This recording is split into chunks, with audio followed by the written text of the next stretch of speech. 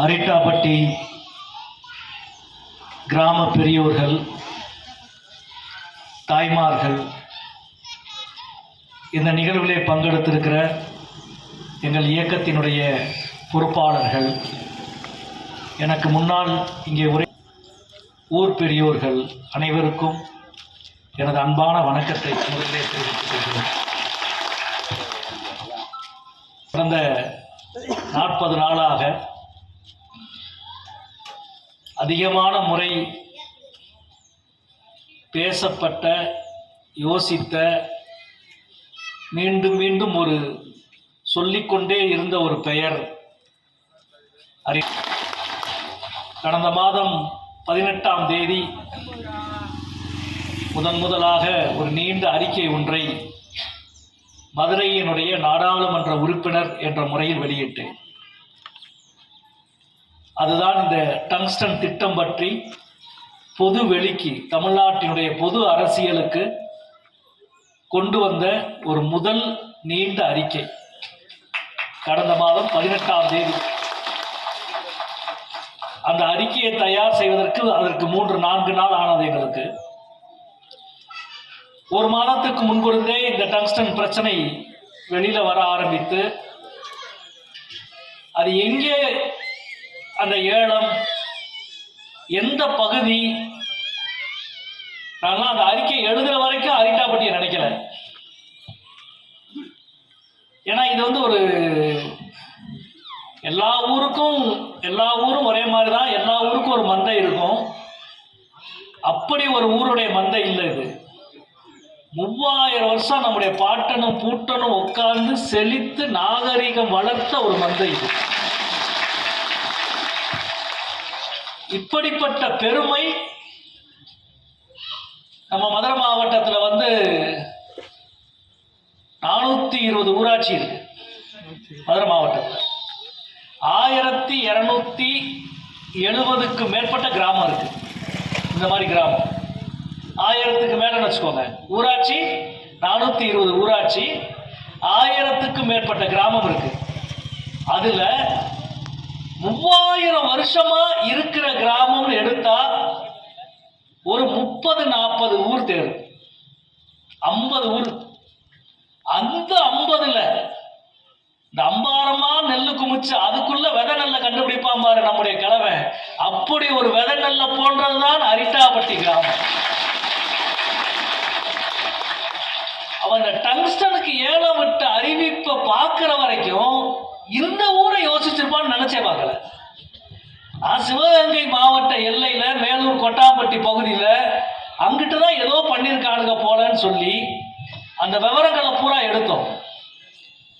அவர் ஐயா சொன்ன மாதிரி நாயக்கர்பட்டி பிளாக்னு ஒரு பேரு தேடி தேடி பார்த்தா அப்படி ஒரு பேர் ரெவென்யூ ரெக்கார்டு பிராது கொடுக்கிறோம் இல்லையா, பிராது, ரசீது, தஸ்தாவேஜ், இந்த வார்த்தையெல்லாம் பாரசீக வார்த்தை, தமிழ் கிடையாது.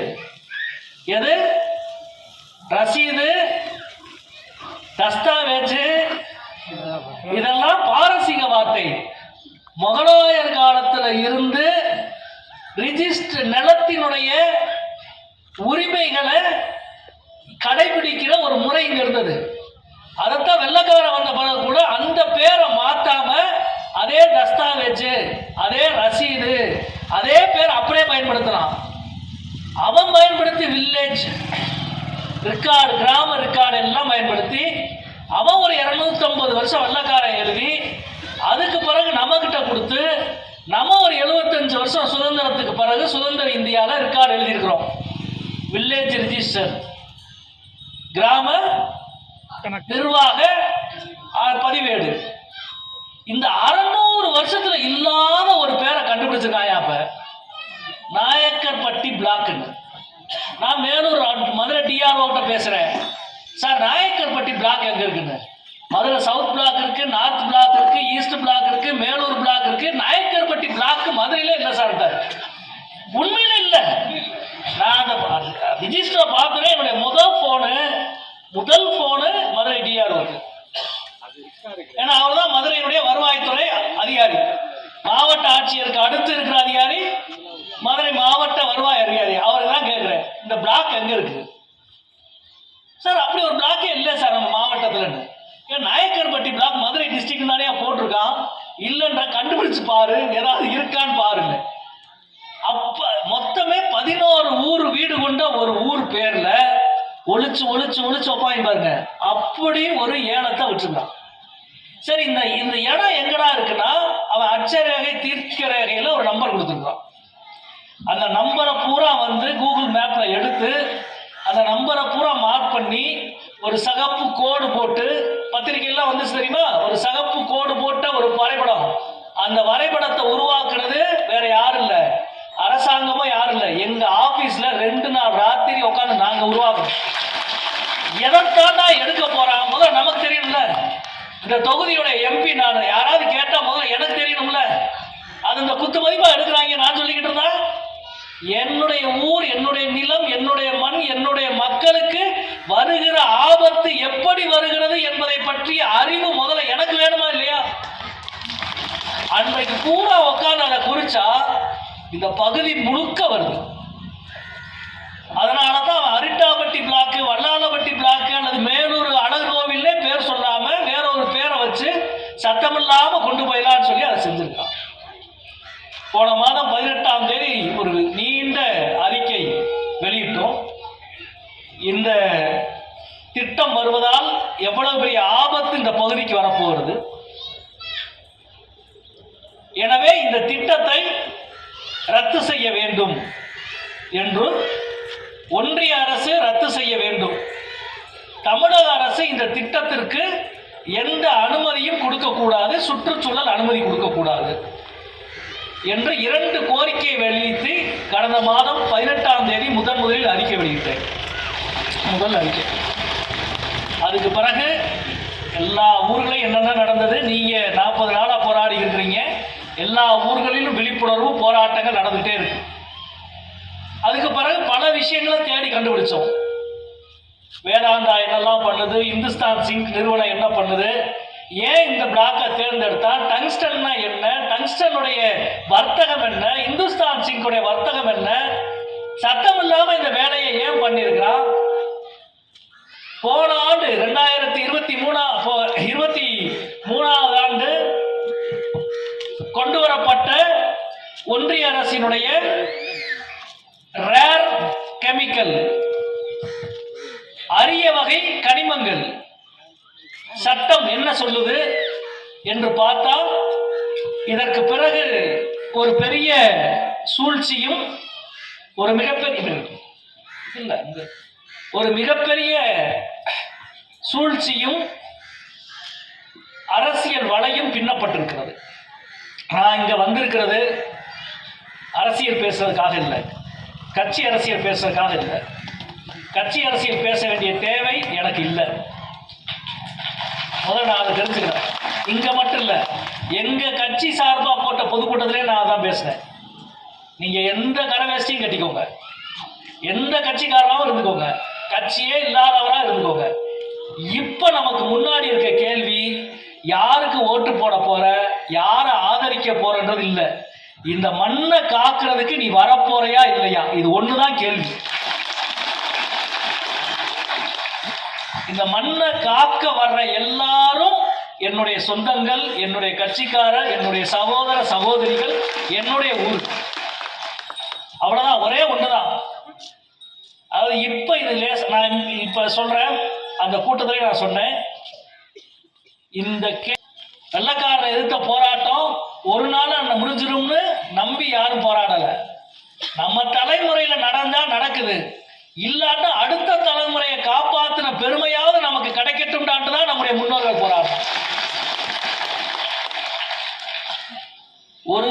ஒரு நமக்கு இன்னைக்கு வந்திருக்கிற ஆபத்து என்பது, நீங்க பாருங்க, 40 நாளா போராடுறோம். தமிழக சட்டமன்றத்தில் உண்மையிலே பாராட்டணும், 2 பெரிய கட்சிகள் எதிரெதிராக சண்டை போட்டுக்குச்சு, நீங்க என்ன பண்ணீங்க, நீங்க என்ன பண்ணீங்கன்னு. ஆனாலும் தீர்மானம் நிறைவேற்றுகிற பொழுது எல்லாரும் ஆதரிச்சு தீர்மானம் நிறைவேற்றுறாங்க. அதுதான் தமிழ்நாடு இல்லையா? எதிர்கட்சி தலைவர் முதலமைச்சரை குற்றம் சொன்னாரு, முதல்ல ஆளுங்கட்சி எதிர்கட்சி தலைவரை குற்றம் சாட்டினா, பேசுறப்ப எல்லாம் பேசுறாங்க, ரைட். பேசிக்கலாம், அது அவங்க கட்சிக்கான தேவை. ஆனால் டங்ஸ்டன் ஊரை விட்டு வெளியேற வேண்டும் என்ற தீர்மானத்தை எல்லோரும் ஆதரித்தார்கள். அதற்காக நான் கோடான கோடி நன்றியை அனைத்து கட்சி தலைவர்களுக்கு நான் சொல்லிக் கொள்கிறேன். ஏன்னா இந்த கேள்வி மிக முக்கியமானது. சட்டமன்றத்தில் ஏகமனா தீர்மானம் நிறைவேற்றி அமைச்சர்கிட்ட 3 முறை பேசி நாடாளுமன்றத்தில் பேசல. நாடாளுமன்றத்திலாம் அப்படியே அரங்க அதிர்ந்துச்சு. அன்னைக்கு நான் அந்த வீடியோவை நீங்க பார்த்துருப்பீங்க இல்லையா? எதிரில் இருந்து வந்த ஒருத்தர் கர்நாடக ஒருத்தர் சொன்னார், நீங்க என்ன பேசுறீங்கன்னு எனக்கு வேகமா புரியல, ஆனா இதுதான் பேச்சுன்ற மாதிரி கட்டி பிடிச்சு வாழ்த்து சொன்னார். நாம பேசுனதுக்கு பிறகுதான் அடுத்த நாள் நான் 3ஆம் தேதி டிசம்பர் 3ஆம் தேதி பேசுறேன். மதுரை மாவட்டத்தின் ஒரு பிடி மண்ணை அள்ள விட மாட்டோம் என்று நாடாளுமன்றத்தில் பிரதமர் உட்கார்ந்து இருக்கப்போ அவருக்கு முன்னாடி பேசணும். நான் மதுரைக்காரன் அப்படிதான்டா பேசுவேன்னு சொல்லி பேசுறேன். என்ன பயம்? எனக்கு என்ன பயம் இல்லையா?